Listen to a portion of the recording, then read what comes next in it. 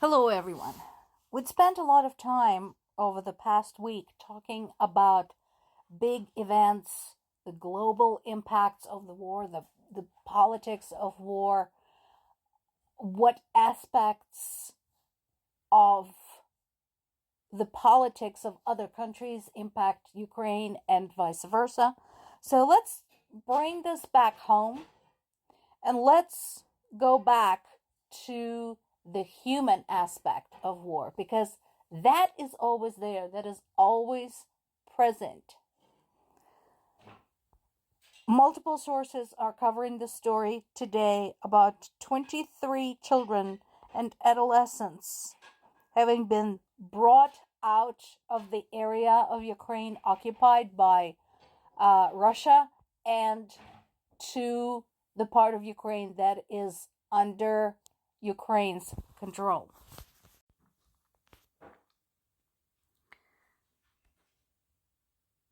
And that is tremendously important. Not all of these children are going to have families to come back to. In some cases, some of these children were stuck where they were because the rest of their family has been killed. So, this is simultaneously very, very important and also very, very small because it emphasizes the amount of work that lies ahead for Ukrainian government and humanitarian organizations to bring home Ukrainian children. 23, yes, it's an awesome beginning. And for them, this is huge. For those 23 kids that were finally brought to Ukraine, that is tremendously important and tremendously huge. But let's not forget about the thousands that have been kidnapped and are now being forced into Russian culture, are now being forbidden to ever remember their life back in Ukraine, forbidden to speak their language, forbidden to share the stories, the songs, the fairy tales, etc. from Ukraine. They are still out there and they too need to be brought home.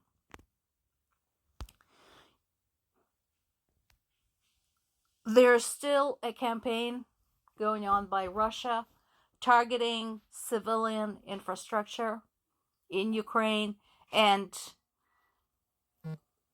it's pretty clear what they're trying to achieve. So it's October, which means they're trying to destroy sources of electricity and heat and hot water for Ukrainian civilians.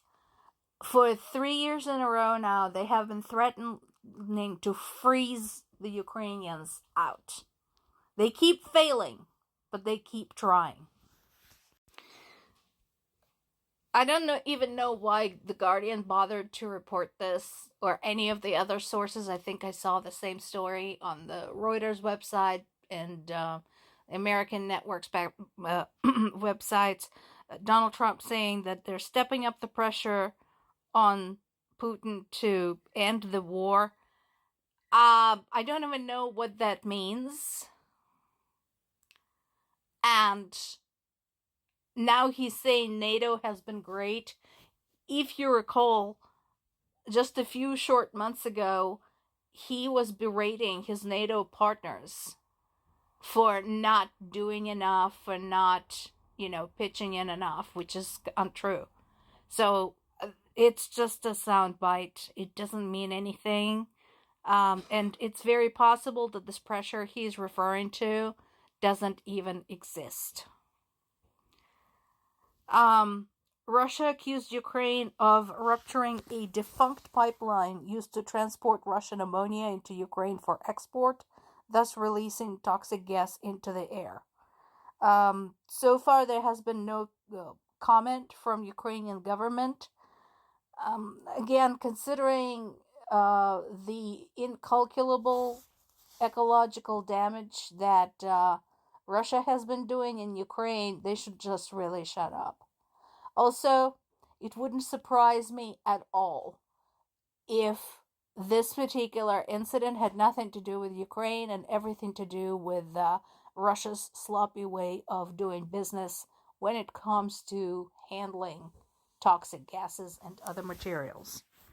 Once again, Zaporizhzhia nuclear power station is in the news. There is work to restore external power to it. Again, I don't understand why more European countries are not concerned about this and how dangerous this is, considering the uncertainty surrounding the safety protocols and just the equipment maintenance at the station right now. Ukraine continues its concerted effort to target Russia's oil and gas industry.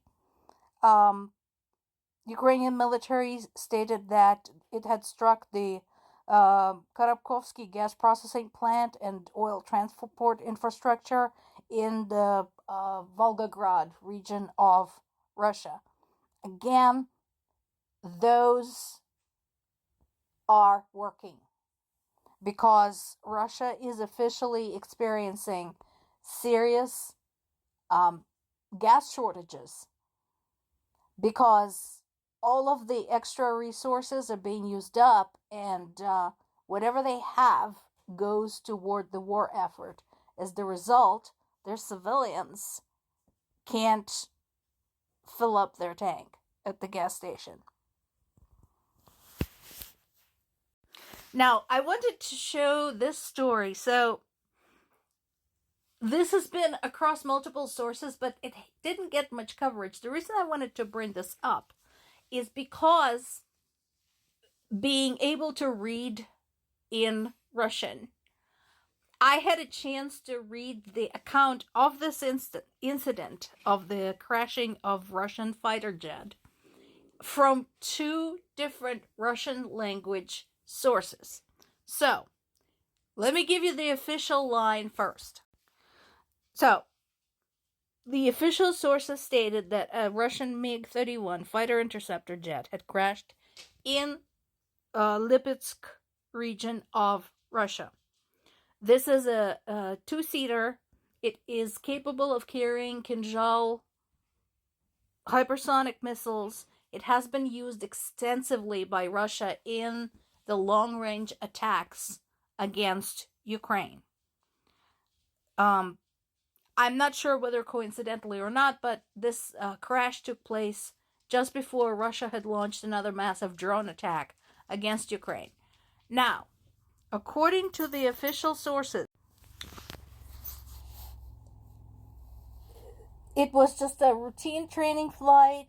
There were no weapons on board, and the plane had crashed in an uninhabited area. There was a fire, and that both pilots had catapulted and were perfectly safe, and nothing was wrong. The other source that I had a chance to glimpse was from that area, from the area where it crashed. And what it said was it was not attempting to land, that the plane malfunctioned and basically just started coming down. So it was not an attempted landing, it was straight up crashing. And that the area was not entirely uninhabited, although it could have been worse, and that the pilots did catapult, but they were found nearby and they had sustained serious injuries. All in all, there have been quite a few crashes of this particular type of airplane repeatedly in the last few years. And I found it interesting how differently the two sources described the event. Once again, you see a Russian source, take it with a grain of salt. More to come.